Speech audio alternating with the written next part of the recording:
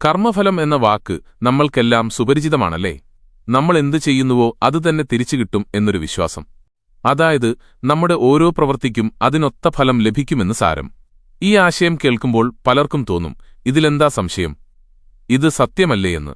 എന്നാൽ ഒരു നിമിഷം കണ്ണടച്ച് നമ്മളോട് തന്നെ ഈ ചോദ്യം ചോദിച്ചു നോക്കൂ, ഞാനിതിൽ ശരിക്കും വിശ്വസിക്കുന്നുണ്ടോ? ഒരുപക്ഷേ ആഴത്തിൽ ചിന്തിക്കുമ്പോൾ ഒരു വ്യക്തമായ ഉത്തരം നൽകാൻ പ്രയാസമായെന്ന് വരും. നമ്മുടെ മനസ്സിൽ ഒരു ചെറിയ സംശയത്തിന്റെ നിഴൽ ഒളിഞ്ഞിരിപ്പുണ്ടെന്ന് അപ്പോൾ തിരിച്ചറിഞ്ഞേക്കാം. കാരണം നമ്മുടെ ചുറ്റും നമ്മൾ എത്രയോ പേരെ കണ്ടിരിക്കുന്നു. നല്ല മനസ്സുള്ളവർ, ആർക്കും ദോഷം ചിന്തിക്കാത്തവർ, മറ്റുള്ളവർക്ക് നന്മ മാത്രം ചെയ്യുന്നവർ. എന്നിട്ടും അവരുടെ ജീവിതം ദുരിതപൂർണമായിരിക്കും. സന്തോഷം എന്താണെന്ന് പോലും അവർ അറിഞ്ഞിട്ടുണ്ടാവില്ല. അതുപോലെ എത്രയോ പേർ പരീക്ഷയ്ക്കു വേണ്ടി രാവും പകലും കഷ്ടപ്പെട്ടു പഠിച്ചിട്ടുണ്ടാകും. എന്നിട്ടും അവസാനം നിരാശ മാത്രമായിരിക്കും ഫലം. അപ്പോൾ നമ്മുടെ മനസ്സിൽ ഒരു ചോദ്യമുയരും, ഇതിനർത്ഥം കർമ്മഫലത്തെക്കുറിച്ച് പറഞ്ഞ മഹാന്മാർ തെറ്റാണോ? അവർ കള്ളം പറഞ്ഞതാണോ? ഇല്ല, യാഥാർത്ഥ്യം അതല്ല. നമ്മൾ നമ്മുടെ കർമ്മങ്ങളെ ശരിയായ രീതിയിൽ മനസ്സിലാക്കുന്നില്ല എന്നതാണ് പ്രശ്നം. ഞാൻ നല്ലത് മാത്രമേ ചെയ്യുന്നുള്ളൂ, മറ്റുള്ളവരെ സഹായിക്കുന്നു, എന്നിട്ടും എനിക്കെന്തുകൊണ്ട് ദുരിതങ്ങൾ മാത്രം എന്ന് നമ്മൾ പലപ്പോഴും ചിന്തിക്കാറുണ്ട്. എന്നാൽ ഇന്ന് ഞാൻ നിങ്ങളോട് പറയാൻ പോകുന്ന ഈ കഥയിലൂടെ കർമ്മങ്ങൾ എങ്ങനെയാണ് നമ്മുടെ ജീവിതത്തെ സ്വാധീനിക്കുന്നതെന്ന് നിങ്ങൾക്ക് വ്യക്തമാകും. പണ്ട് ഒരു ഗ്രാമത്തിൽ 2 സഹോദരങ്ങൾ ജീവിച്ചിരുന്നു. ഇരുവരും മിടുക്കരായിരുന്നെങ്കിലും മൂത്തയാൾ ക്രൂരനും തന്ത്രശാലിയുമായിരുന്നു. അയാൾ തന്ത്രപൂർവ്വം ഇളയ സഹോദരന്റെ എല്ലാ സ്വത്തുക്കളും തട്ടിയെടുത്തു.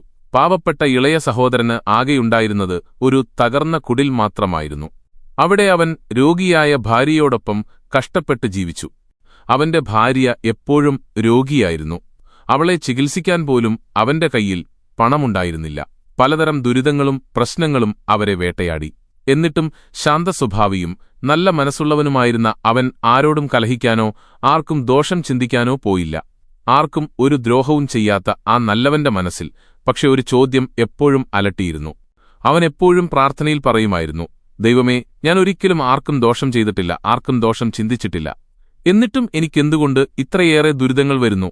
എന്റെ ഭാര്യ എപ്പോഴും രോഗിയാണ്. എന്റെ കുട്ടികൾക്ക് 2 നേരത്തെ ഭക്ഷണം പോലും ലഭിക്കുന്നില്ല. എനിക്ക് ആഗ്രഹിച്ചിട്ടും എന്റെ കുടുംബത്തിനൊരു നല്ല ജീവിതം നൽകാൻ കഴിയുന്നില്ല. എന്തുകൊണ്ടാണ് ഇതിങ്ങനെ? മറുവശത്താണെങ്കിലോ അവന്റെ സഹോദരൻ ദുഷ്ടനും തന്ത്രശാലിയും അഹങ്കാരിയുമായിരുന്നു. എന്നിട്ടും അവന് ജീവിതത്തിൽ എല്ലാ സുഖസൗകര്യങ്ങളും ലഭിച്ചിരുന്നു. അവനോ ഇഷ്ടം പോലെ പണമുണ്ട്, വലിയ വീടുണ്ട്, സ്വാദിഷ്ടമായ ഭക്ഷണം സുലഭമാണ്. അവൻ ജീവിതം ആസ്വദിച്ച് ജീവിക്കുന്നു. ഞാനിവിടെ ഓരോ നിമിഷവും ദുരിതക്കയത്തിൽ മുങ്ങിച്ചാവുന്നു. അവനൊരു പ്രശ്നവുമില്ല. എന്റെ കഷ്ടപ്പാടുകൾക്കൊന്നും ഒരവസാനവുമില്ല. ഇങ്ങനെ ചിന്തിച്ച് അവനൊരു വിചിത്രമായ നിഗമനത്തിലെത്തി. ചീത്ത കർമ്മങ്ങൾ ചെയ്യുന്നവർക്ക് നല്ല ഫലവും നല്ല കർമ്മങ്ങൾ ചെയ്യുന്നവർക്ക് ചീത്ത ഫലവുമാണ് ലഭിക്കുന്നത്. ഈ ചിന്ത അവന്റെ മനസ്സിൽ ആഴത്തിൽ വേരുറച്ചു. ദിവസങ്ങൾ കടന്നുപോയി. അവന്റെ ദുരിതങ്ങൾ കൂടിക്കൊണ്ടിരുന്നു. ഭാര്യയുടെ അസുഖം മാറിയില്ല. പുതിയ പുതിയ പ്രശ്നങ്ങൾ അവനെ വേട്ടയാടിക്കൊണ്ടേയിരുന്നു. ഇതൊക്കെ കണ്ട് അവൻ ഉള്ളുരുകി കരഞ്ഞു. ഒരുനാൾ അവനൊരാവശ്യത്തിനായി മറ്റൊരു ഗ്രാമത്തിലേക്ക് യാത്ര ചെയ്യുകയായിരുന്നു. വഴിയരികിൽ ഒരു സന്യാസിയെ കണ്ടു. ഒരു വീടിന്റെ വാതിൽക്കൽ നിന്ന് ഭിക്ഷയാചിക്കുകയായിരുന്ന അദ്ദേഹം ഒരേയൊരു വാചകം മാത്രം ആവർത്തിച്ചു പറഞ്ഞിരുന്നു, നിന്റെ കർമ്മം നിനക്ക്, എന്റെ കർമ്മം എനിക്ക്. ഇത് കേട്ടപ്പോൾ ഇളയ സഹോദരന് വലിയ ദേഷ്യം വന്നു. അവൻ ഉടനടി സന്യാസിയുടെ അടുത്തേക്ക് ചെന്ന് ചോദിച്ചു, ഗുരുവേ, ഞാൻ കുറച്ചുനേരമായി ശ്രദ്ധിക്കുകയാണ്. അങ്ങ് ഒരേയൊരു കാര്യമേ പറയുന്നുള്ളൂ, നിന്റെ കർമ്മം നിനക്ക്, എന്റെ കർമ്മം എനിക്ക് എന്ന്. ഇത് സത്യമാണോ? സന്യാസി ശാന്തനായി മറുപടി നൽകി, അതെ, ഇത് തികച്ചും സത്യമാണ്. നിനക്കതിൽ വിശ്വാസമില്ലേ? അപ്പോൾ ആ ഇളയ സഹോദരൻ സന്യാസിയോട് വിതുമ്പി പറഞ്ഞു, ഗുരുവേ, അങ്ങേക്കൊരു തെറ്റിദ്ധാരണ പറ്റിയെന്ന് തോന്നുന്നു. ഞാൻ എന്റെ ജീവിതത്തിൽ ഇന്നുവരെ ഒരു തെറ്റായ പ്രവൃത്തിയും ചെയ്തിട്ടില്ല. ആരെക്കുറിച്ചും മോശമായി ചിന്തിച്ചിട്ടില്ല, ആർക്കും ദോഷം ചെയ്തിട്ടില്ല. എന്നിട്ടും ഞാൻ എപ്പോഴും ദുരിതങ്ങളാൽ വലയുകയാണ്. ഓരോ ദിവസവും എന്റെ കഷ്ടപ്പാടുകൾ കൂടിക്കൂടി വരുന്നു. എനിക്കിന്നുവരെ എന്റെ നല്ല കർമ്മങ്ങൾക്ക് ഒരു നല്ല ഫലവും ലഭിച്ചിട്ടില്ല. പിന്നെ എങ്ങനെയാണ് അങ്ങേക്കൊരു നല്ല കർമ്മത്തിന് നല്ല ഫലം ലഭിക്കുമെന്ന് പറയാൻ കഴിയുന്നത്? എന്റെ ഭാര്യ എപ്പോഴും രോഗിയാണ്. എന്റെ വീട്ടിൽ കഴിക്കാൻ പോലും പണമില്ല. എന്റെ കുട്ടികൾ വിശന്നുകിടക്കുന്നു. എന്നിട്ടും അങ്ങ് പറയുന്നു നല്ല കർമ്മങ്ങൾക്ക് നല്ല ഫലം ലഭിക്കുമെന്ന്. സന്യാസി എപ്പോഴും ശാന്തനായി തന്നെ അവനോട് പറഞ്ഞു, സാഹചര്യങ്ങൾ നിന്നെ വല്ലാതെ സ്വാധീനിച്ചുവെന്ന് തോന്നുന്നു. നീ ആ സാഹചര്യങ്ങൾക്ക് കീഴടങ്ങിപ്പോയിരിക്കുന്നു. ഈ കഠിനമായ അവസ്ഥകൾ നിന്റെ ചിന്തകളെയും മാറ്റിമറിച്ചിരിക്കുന്നു. അതുകൊണ്ടാണ് നീ ഇങ്ങനെ സംസാരിക്കുന്നത്. ഇതുകേട്ട് ആ മനുഷ്യൻ ദേഷ്യത്തോടെ പറഞ്ഞു, ഗുരുവേ, അങ്ങും സാഹചര്യങ്ങൾക്ക് കീഴടങ്ങിയതുകൊണ്ടല്ലേ മറ്റുള്ളവരുടെ വീടുകളിൽ ഭിക്ഷയാചിച്ച് ഭക്ഷണം കഴിക്കുന്നത്? എന്നിട്ട് എന്നോട് പറയുന്നു ഞാൻ സാഹചര്യങ്ങൾക്ക് കീഴടങ്ങിയെന്ന്. അങ്ങയുടെ ഈ പ്രഭാഷണം എനിക്ക് കേൾക്കേണ്ട. ഞാൻ പോവുകയാണ്. സന്യാസി അവനെ തടഞ്ഞുകൊണ്ടു പറഞ്ഞു, നിൽക്കൂ, നിങ്ങൾ പൊയ്ക്കോളൂ. പക്ഷേ അതിനു മുമ്പ് എനിക്കൊരു ചെറിയ സഹായം ചെയ്യണം. അയ്യോ, എനിക്കൊന്നും ചെയ്യാനില്ല, ഞാൻ പോവുകയാണ്, ആ മനുഷ്യൻ തിടുക്കത്തിൽ പറഞ്ഞു. മോനെ, നിന്റെ മനസ്സിലെ ചോദ്യം എനിക്കറിയാം. നീ നല്ല കാര്യങ്ങൾ ചെയ്തിട്ടും നിനക്ക് നല്ല ഫലങ്ങൾ കിട്ടാത്തതിലാണ് നിന്റെ സങ്കടം. പക്ഷേ ഈ ചോദ്യത്തിന് ഉത്തരമറിയാൻ നിനക്ക് ആഗ്രഹമില്ലേ? നിനക്കെന്തുകൊണ്ടാണിങ്ങനെ സംഭവിക്കുന്നതെന്നറിയണ്ടേ? സന്യാസി അവനെ നോക്കി ചോദിച്ചു. ഇതുകേട്ട് ആ മനുഷ്യൻ കുറച്ചുനേരം നിശ്ശബ്ദനായി നിന്നുപോയി. അല്പനേരം ആലോചിച്ച ശേഷം അവൻ പറഞ്ഞു, ശരി, പറയൂ, ഞാൻ എന്തു ചെയ്യണം? അപ്പോൾ സന്യാസി അവനോട് പറഞ്ഞു, എനിക്കുവേണ്ടി ഒരു ചെറിയ സഹായം മാത്രം ചെയ്യുക. നാളെ രാവിലെ നീ എനിക്കുവേണ്ടി കുറച്ച് പഴങ്ങൾ കൊണ്ടുവന്ന് എന്റെ ആശ്രമത്തിൽ വരിക. നീ അവിടെ വരുമ്പോൾ നിന്റെ ചോദ്യങ്ങൾക്കെല്ലാം ഞാൻ ഉത്തരം നൽകാം. നിനക്കെന്തുകൊണ്ടാണ് ഇങ്ങനെ സംഭവിച്ചതെന്നും അപ്പോൾ നിനക്ക് മനസ്സിലാകും. ഇത്രയും പറഞ്ഞ് സന്യാസി ഭിക്ഷാപാത്രവുമായി ആശ്രമത്തിലേക്ക് നടന്നു. എന്നാൽ ആ മനുഷ്യൻ കുറച്ചുനേരം അവിടെത്തന്നെ നിന്നു. പഴങ്ങളുമായി ഗുരുവിന്റെ ആശ്രമത്തിലേക്ക് പോകണോ വേണ്ടയോ എന്ന് അവൻ ആഴത്തിൽ ചിന്തിച്ചു. ഈ ചിന്തകളുമായിട്ടാണ് അവൻ വീട്ടിലേക്ക് മടങ്ങിയത്. രാത്രി മുഴുവൻ അവന്റെ മനസ്സിൽ ഒരേയൊരു ചോദ്യം മാത്രം അലട്ടി, ഞാൻ അവരുടെ അടുത്ത് പഴങ്ങളുമായി പോകണോ വേണ്ടയോ എന്ന്. നേരം പുലർന്നു. ഇളയ സഹോദരൻ ഗുരുവിന്റെ ആശ്രമത്തിൽ പഴങ്ങളുമായി പോകാൻ തീരുമാനിച്ചു. അവൻ വീട്ടിൽ നിന്നിറങ്ങി കുറച്ചു പഴങ്ങൾ വാങ്ങി. എന്നിട്ട് ആ പഴങ്ങളുമായി ഗുരുവിന്റെ ആശ്രമത്തിലേക്ക് നടന്നു. ഗുരുവിന്റെ ആശ്രമം കുറച്ചു ദൂരെയായിരുന്നു. അടുത്തുള്ള കാട്ടിലൂടെയായിരുന്നു വഴി. അതുകൊണ്ട് ആ വഴിയിൽ ആളനക്കമുണ്ടായിരുന്നില്ല. പലയിടത്തും കുരങ്ങുകളെയും കണ്ടു. പഴങ്ങളുമായി ഗുരുവിന്റെ ആശ്രമത്തിലേക്ക് പോകുമ്പോൾ കുരങ്ങുകളെ കണ്ടപ്പോൾ അവന്റെ മനസ്സിൽ ഒരു ചിന്തയുണ്ടായി. എന്തുകൊണ്ട് ഈ പഴങ്ങൾ ഈ കുരങ്ങുകൾക്ക് കൊടുത്തുകൂടാ? പക്ഷേ അപ്പോൾ അവനോർമ്മ വന്നു, ഗുരു പഴങ്ങൾ ആശ്രമത്തിൽ കൊണ്ടുവരാൻ പറഞ്ഞിട്ടുണ്ടെന്ന്. അതുകൊണ്ട് അവൻ മനസ്സിലെ ആ ആഗ്രഹം അടക്കിപ്പിടിച്ച് ഗുരുവിന്റെ ആശ്രമത്തിലേക്ക് നടന്നു. കുറച്ചുനേരത്തിനുള്ളിൽ അവൻ ഗുരുവിന്റെ ആശ്രമത്തിൽ എത്തിച്ചേർന്നു. അവൻ ഗുരുവിനോട് പറഞ്ഞു, ഗുരുവേ, അങ്ങ് പറഞ്ഞതുപോലെ ഞാൻ അങ്ങേക്കുവേണ്ടി കുറച്ച് പഴങ്ങൾ കൊണ്ടുവന്നിട്ടുണ്ട്. ഇനി എന്നോട് പറയൂ, എന്തുകൊണ്ടാണ് എനിക്കു മാത്രം ഇങ്ങനെ സംഭവിക്കുന്നത്? അപ്പോൾ സന്യാസി പുഞ്ചിരിച്ചുകൊണ്ട് അവനോട് പറഞ്ഞു, പറയാമെന്ന്. എന്നാൽ അതിനു മുമ്പ് എന്റെയൊരു ചോദ്യത്തിന് ഉത്തരം നൽകൂ. സന്യാസി പറഞ്ഞു. ഏത് ചോദ്യം? ആ മനുഷ്യൻ ചോദിച്ചു.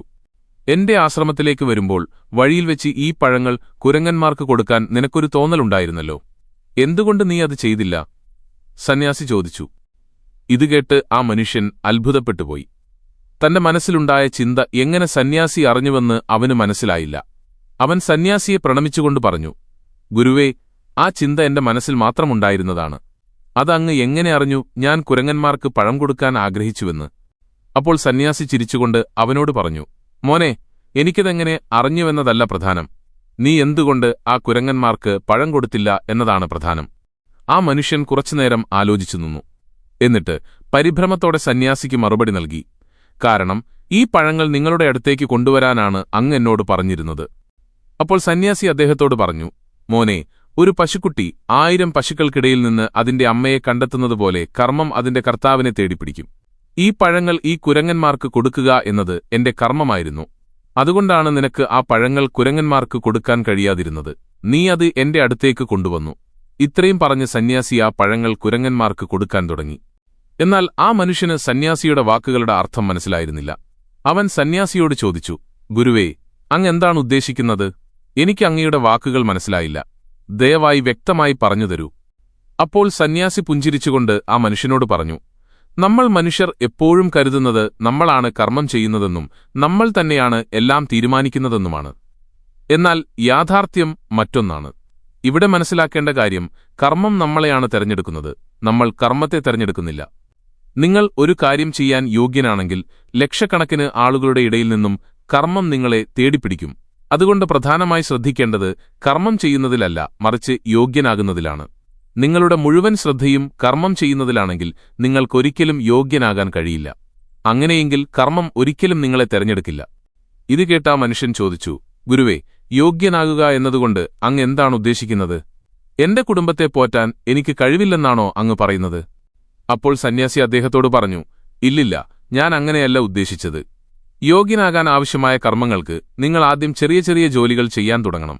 ആ ജോലികളിൽ നിങ്ങൾ പ്രാവീണ്യം നേടുമ്പോൾ, നിങ്ങൾ സമർത്ഥനാകുമ്പോൾ, നിങ്ങൾ മതിയായ യോഗ്യനാകുമ്പോൾ വലിയ കർമ്മങ്ങൾ അല്ലെങ്കിൽ നിങ്ങൾക്കുവേണ്ടിയുള്ള പ്രധാന കർമ്മം നിങ്ങളെ തേടിവരും.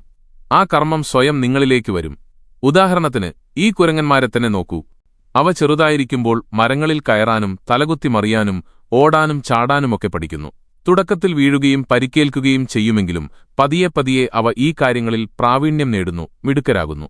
അങ്ങനെയവർ യോഗ്യരാകുമ്പോൾ ഭക്ഷണം അവരെ തേടി സ്വയം എത്തുന്നു. അതുപോലെ നീയും നിന്റെ നിത്യജീവിതത്തിൽ ചെറിയ ചെറിയ കാര്യങ്ങൾ ചെയ്തുകൊണ്ടിരുന്നാൽ വലിയ കർമ്മങ്ങൾ നിന്നെ തേടിയെത്തും. നിനക്കേത് വലിയ ലക്ഷ്യവും നേടാൻ കഴിയും. സന്യാസി ആ യുവാവിന് ഒരു മുന്നറിയിപ്പ് കൂടി നൽകി. ഓർക്കുക, നീ യോഗ്യനാകാൻ വേണ്ടി പ്രവർത്തിച്ചില്ലെങ്കിൽ മറ്റുള്ളവരുടെ കർമ്മങ്ങൾ നിന്റെ ജീവിതത്തിൽ ആധിപത്യം സ്ഥാപിക്കാൻ തുടങ്ങും. നിന്നെ അത് വല്ലാതെ ബാധിക്കും. ഉദാഹരണത്തിന് നിന്റെ ഭാര്യയുടെ കാര്യമെടുത്തു നോക്കൂ. അവൾ ദിവസങ്ങളായി രോഗിയായി കിടക്കുന്നു, സുഖം പ്രാപിക്കുന്നില്ല. നീ ചിന്തിക്കുന്നത് നിനക്കേതോ കർമ്മത്തിന്റെ ശിക്ഷയാണ് ലഭിക്കുന്നതെന്നാണ്. നീ നിന്നെ തന്നെ നിർഭാഗ്യവാനും നിസ്സഹായനുമായി കരുതുന്നു. എന്നാൽ യാഥാർത്ഥ്യം മറ്റൊന്നാണ്. ഇവിടെ നീ മനസ്സിലാക്കേണ്ടത് നിന്റെ ഭാര്യ രോഗിയായത് അവളുടെ സ്വന്തം കർമ്മങ്ങൾ കൊണ്ടാണ്, അല്ലാതെ നിന്റെ കർമ്മങ്ങൾ കൊണ്ടല്ല. ഒരുപക്ഷേ നിന്റെ ഭാര്യ മുൻപ് ചെയ്ത ഏതെങ്കിലും കർമ്മങ്ങളുടെ ഫലമായിരിക്കാം അവളിപ്പോൾ അനുഭവിക്കുന്നത്. നിന്റെ ഭാര്യയുടെ കർമ്മങ്ങൾ നിന്നെയും ദുരിതങ്ങളിലേക്കും കഷ്ടപ്പാടുകളിലേക്കും കൊണ്ടെത്തിച്ചിരിക്കുകയാണ്. അതുകൊണ്ടാണ് ഭൂരിഭാഗം ആളുകളും തങ്ങളുടെ കുടുംബാംഗങ്ങൾ കാരണം പലതരം ദുരിതങ്ങളും പ്രശ്നങ്ങളും അനുഭവിക്കുന്നത്. എന്നാൽ ഇവിടെ നീ മനസ്സിലാക്കേണ്ട ഒരു കാര്യമുണ്ട്. നീ യോഗ്യനായിരുന്നെങ്കിൽ, നിനക്കത്രയും പണമുണ്ടായിരുന്നെങ്കിൽ നിനക്ക് നിന്റെ ഭാര്യയെ ചികിത്സിക്കാൻ കഴിയുമായിരുന്നു. അല്ലെങ്കിൽ ഒരുപക്ഷേ നീ അത്രത്തോളം യോഗ്യനായിരുന്നെങ്കിൽ ഒരുപക്ഷേ നീ വിവാഹം കഴിക്കുന്നത് ആരോഗ്യമുള്ള മറ്റൊരു സ്ത്രീയെയായിരുന്നിരിക്കാം. പക്ഷേ നീ അന്ന് അത്ര യോഗ്യനായിരുന്നില്ല. അതുകൊണ്ടാണ് നിന്റെ ഭാര്യ കാരണം നീ ഇന്ന് ദുരിതത്തിലായിരിക്കുന്നത്. എന്നാൽ ഇപ്പോഴും ഒന്നും നഷ്ടപ്പെട്ടിട്ടില്ല. നീ ഇപ്പോൾ യോഗ്യനാകാൻ തയ്യാറായാൽ മറ്റുള്ളവരുടെ കർമ്മങ്ങൾക്ക് നിന്നെ ഒരിക്കലും സ്വാധീനിക്കാൻ കഴിയില്ല. സന്യാസി ആ യുവാവിനെ വീണ്ടും ഒരു കാര്യം ഓർമ്മിപ്പിച്ചു. എന്റെ ഈ വാക്ക് എപ്പോഴും മനസ്സിൽ വയ്ക്കുക. നീ ആഗ്രഹിക്കുന്നത് നിനക്ക് ലഭിക്കണമെന്നില്ല. പകരം നീ എന്തിനാണോ യോഗ്യൻ അത് നിന്നെ തേടിയെത്തും. അതുകൊണ്ട് കർമ്മങ്ങൾ ചെയ്യുന്നതിനേക്കാൾ യോഗ്യത നേടുന്നതിൽ ശ്രദ്ധിക്കുക. നിന്റെ കഴിവുകളും പ്രാപ്തിയും വർദ്ധിപ്പിക്കുക. ഫലം ലഭിക്കാൻ വേണ്ടി മാത്രം കർമ്മങ്ങൾ ചെയ്യരുത്. അങ്ങനെ ചെയ്താൽ ഈ ദുരിതങ്ങളിൽ നിന്ന് നിനക്കൊരിക്കലും കരകയറാൻ കഴിയില്ല. അപ്പോൾ ആ മനുഷ്യൻ സന്യാസിയെ നമസ്കരിച്ചുകൊണ്ട് ചോദിച്ചു, ഗുരുനാഥ, താങ്കൾ നിരന്തരം യോഗ്യതയെക്കുറിച്ച് സംസാരിക്കുന്നു. എന്നാൽ എന്റെ യഥാർത്ഥ കർമ്മം എന്നെ തേടിയെത്താൻ എന്റെ വ്യക്തിപരമായ മികവ് എങ്ങനെയാണ് ഞാൻ വർദ്ധിപ്പിക്കേണ്ടത്? സന്യാസി ചിരിച്ചുകൊണ്ട് അവനോട് പറഞ്ഞു, ഇതൊരു വളരെ ലളിതമായ കാര്യമാണ്. എന്നിട്ടും മിക്ക ആളുകൾക്കും ഇത് വലിയ പ്രയാസമായി തോന്നാറുണ്ട്. ഏറ്റവും പ്രധാനം നീ ചെയ്യുന്ന കർമ്മങ്ങളെ മറക്കുക എന്നതാണ്. അതായത് യോഗ്യനാകാൻ വേണ്ടി നീ ചെയ്യുന്നതൊന്നും മനസ്സിൽ സൂക്ഷിക്കരുത്, അത് മറന്നേക്കുക. നീ ചെയ്ത കർമ്മത്തിന്റെ ഫലം എപ്പോൾ എങ്ങനെ ലഭിക്കുമെന്ന് ചിന്തിക്കരുത്. അതുകൊണ്ടാണ് കർമ്മം ചെയ്യൂ, ഫലത്തെക്കുറിച്ച് ചിന്തിക്കരുത് എന്ന് പറയുന്നത്. നിന്റെ മനസ്സ് എപ്പോഴും ഫലത്തെക്കുറിച്ച് മാത്രമാണ് ചിന്തിക്കുന്നതെങ്കിൽ നീ യഥാർത്ഥത്തിൽ ഒരു കർമ്മവും ചെയ്തിട്ടില്ലെന്ന് വേണം കരുതാൻ. നമ്മളിൽ ഭൂരിഭാഗം പേരും വരുത്തുന്ന തെറ്റ് ഇതുതന്നെയാണ്. നമ്മൾ ഒരു നല്ല കാര്യം ചെയ്യുമ്പോൾ അതിന്റെ ഫലം നല്ലതായിരിക്കുമെന്ന് നമ്മൾ കരുതുന്നു. നമ്മുടെ ശ്രദ്ധ മുഴുവൻ ഫലത്തിൽ മാത്രമായിരിക്കും. അതുകൊണ്ടാണ് ഭൂരിഭാഗം ആളുകളും ദുഃഖിതരാകുന്നത്. കാരണം അവർക്ക് ആഗ്രഹിച്ച ഫലം ലഭിക്കാതെ വരുമ്പോൾ അവരുടെ മനസ്സിന് വിഷമമുണ്ടാകുകയും അവർ ദുഃഖിതരും അസ്വസ്ഥരുമായി മാറുകയും ചെയ്യും. ഞാൻ നല്ല കാര്യങ്ങൾ ചെയ്തിട്ടും എന്തുകൊണ്ടാണ് എനിക്ക് നല്ല ഫലങ്ങൾ ലഭിക്കാത്തത് എന്ന് അവർ എപ്പോഴും ചിന്തിക്കും. ഈ ചിന്ത അവരെ ലക്ഷ്യത്തിൽ നിന്ന് വ്യതിചലിപ്പിക്കും. നിങ്ങൾ തീർച്ചയായും ചെയ്യേണ്ട ഒരു കാര്യം ഒരു കർമ്മം ചെയ്ത ശേഷം അതിന്റെ വിലയിരുത്തൽ നടത്തുക എന്നതാണ്. എന്നാൽ ഫലത്തെക്കുറിച്ച് ചിന്തിക്കരുത്. അപ്പോഴാണ് ആ മനുഷ്യൻ സന്യാസിയോട് ചോദിക്കുന്നത്, ഗുരുവേ, ഫലത്തെക്കുറിച്ച് ചിന്തിക്കരുതെന്ന് അങ്ങ് പറയുന്നു, പക്ഷേ ചെയ്ത കർമ്മത്തെ വിലയിരുത്തണമെന്നും പറയുന്നു. ഇത് എങ്ങനെ സാധ്യമാകും? അപ്പോൾ സന്യാസി വളരെ ശാന്തനായി അവനോട് പറഞ്ഞു, മോനെ, നീ ഒരു കർമ്മം ചെയ്യുമ്പോൾ നിന്റെ മനസ്സിൽ എപ്പോഴും ഫലത്തെക്കുറിച്ചുള്ള ആശങ്കയായിരിക്കും. എന്നാൽ ഫലത്തെക്കുറിച്ചുള്ള ആശങ്കയ്ക്കു പകരം നിന്റെ മനസ്സിലുണ്ടാകേണ്ടത്, ഞാൻ ചെയ്ത ഈ കർമ്മത്തിൽ എന്റെ 100% ശ്രദ്ധയും ആത്മാർത്ഥതയും നൽകിയിട്ടുണ്ടോ എന്നതാണ്. ഞാൻ ആ ജോലി ചെയ്യുമ്പോൾ എന്റെ ശ്രദ്ധ പൂർണ്ണമായും അതിൽ തന്നെയായിരുന്നോ? എന്റെ ശ്രദ്ധ മറ്റെവിടെയെങ്കിലും പോയിരുന്നോ? ഈ കാര്യങ്ങളെക്കുറിച്ച് നീ ചിന്തിക്കുകയാണെങ്കിൽ, അല്ലെങ്കിൽ ഈ ചോദ്യങ്ങൾ സ്വയം ചോദിക്കുകയാണെങ്കിൽ നിനക്ക് നിന്നെ തന്നെ ശരിയായി വിലയിരുത്താൻ കഴിയും. നീ പൂർണ്ണ ശ്രദ്ധയോടെ ഒരു കർമ്മം ചെയ്യുമ്പോൾ നിന്റെ ശ്രദ്ധിക്കാനുള്ള ശക്തിയും വർദ്ധിക്കും, നിന്റെ കർമ്മം ചെയ്യാനുള്ള യോഗ്യതയും വർദ്ധിക്കും. എന്നാൽ എനിക്ക് വെറുതെ ഒരു കാര്യം ചെയ്യണം എന്ന് മാത്രം കരുതി നീ ചെയ്താൽ നിനക്കതിന്റെ ഫലം ഒരിക്കലും ലഭിക്കില്ല, നിനക്ക് യോഗ്യനാകാനും കഴിയില്ല. അതുകൊണ്ട് കർമ്മം ചെയ്ത ശേഷം തീർച്ചയായും വിലയിരുത്തുക. ആ ജോലി ചെയ്യുമ്പോൾ നിന്റെ ശ്രദ്ധ, നിന്റെ ശരീരം, നിന്റെ മനസ്സ് എന്നിവ പൂർണ്ണമായും ആ പ്രവൃത്തിയിലായിരുന്നോ എന്ന് നോക്കുക. അപ്പോൾ ആ മനുഷ്യൻ വീണ്ടും സന്യാസിയോട് ചോദിച്ചു, ഗുരുവേ, അങ്ങ് പറയുന്നത് ശരിയാണ്. നമ്മളൊരു കർമ്മം ചെയ്യുമ്പോൾ നമ്മുടെ ശ്രദ്ധ പൂർണ്ണമായും അതിൽ തന്നെയായിരിക്കണം. എന്നാൽ ഞാനൊരു കർമ്മം ചെയ്യുമ്പോൾ എന്റെ മനസ്സിൽ പലതരം ചിന്തകൾ കടന്നുവരുന്നു. എന്റെ മനസ്സ് ചിന്തകളാൽ നിറഞ്ഞിരിക്കുകയാണ്. പല കാര്യങ്ങളും ചിന്തിക്കാൻ തുടങ്ങുന്നു. അങ്ങനെയെങ്കിൽ എന്റെ മനസ്സിനെ ഒരു കർമ്മത്തിൽ മാത്രം എങ്ങനെ ഉറപ്പിച്ചു നിർത്താൻ കഴിയും? ഇതിനെന്തെങ്കിലും വഴിയുണ്ടോ? അപ്പോൾ സന്യാസി ചിരിച്ചുകൊണ്ട് അവനോട് പറഞ്ഞു, മോനെ, നീ ഒരു കർമ്മം ചെയ്യുമ്പോൾ അതിൽ നിന്റെ പൂർണ്ണമായ ഭാവം അർപ്പിക്കുകയാണെങ്കിൽ നിന്റെ മനസ്സും ശരീരവും നിന്റെ വികാരങ്ങളും ആ കർമ്മത്തിൽ തന്നെ കേന്ദ്രീകരിക്കും. അപ്പോൾ നിനക്ക് പൂർണ്ണമായ വിശ്വസ്തയോടും സ്നേഹത്തോടും സദ്ഭാവത്തോടും കൂടി ആ കർമ്മം ചെയ്യാൻ കഴിയും. അതായത് നിന്റെ 100% നൽകാൻ നിനക്ക് കഴിയും. എന്നാൽ വെറുതെ ഒരു കർമ്മം ചെയ്യണം എന്ന ചിന്തയോടെ മാത്രം നീ അത് ചെയ്യുകയാണെങ്കിൽ നിനക്കതിൽ നിന്റെ ഭാവം അർപ്പിക്കാൻ കഴിയില്ല. നിനക്കതിൽ നിന്റെ പൂർണ്ണമായ ആത്മാർത്ഥത നൽകാനും കഴിയില്ല. അത് കാരണം അതൊരു യഥാർത്ഥ കർമ്മമല്ലാതാകുന്നു. നിനക്കതിന്റെ ഫലവും ലഭിക്കില്ല. സന്യാസി അദ്ദേഹത്തോട് തുടർന്നു, ഏതൊരു മനുഷ്യനും ഈ കാര്യങ്ങൾ ശരിയായ രീതിയിൽ ജീവിതത്തിൽ പ്രാവർത്തികമാക്കുകയും ഈ കാര്യങ്ങൾ ശ്രദ്ധിച്ച് കർമ്മം ചെയ്യുകയും ചെയ്താൽ അവന് സ്വയം യോഗ്യനാകാൻ കഴിയും. ഒരുവൻ യോഗ്യനായി കഴിഞ്ഞാൽ കർമ്മം അവനെ എവിടെ നിന്നും കണ്ടെത്തും. അവന് ജീവിതത്തിൽ ഏത് വിജയവും നേടാൻ കഴിയും. ഇത്രയും പറഞ്ഞ് സന്യാസി നിശബ്ദനായി. ഇളയ സഹോദരനും അപ്പോഴേക്കും തനിക്ക് എന്തുകൊണ്ടാണ് നല്ല കർമ്മങ്ങൾക്ക് നല്ല ഫലം ലഭിക്കാത്തതെന്ന് മനസ്സിലായിരുന്നു.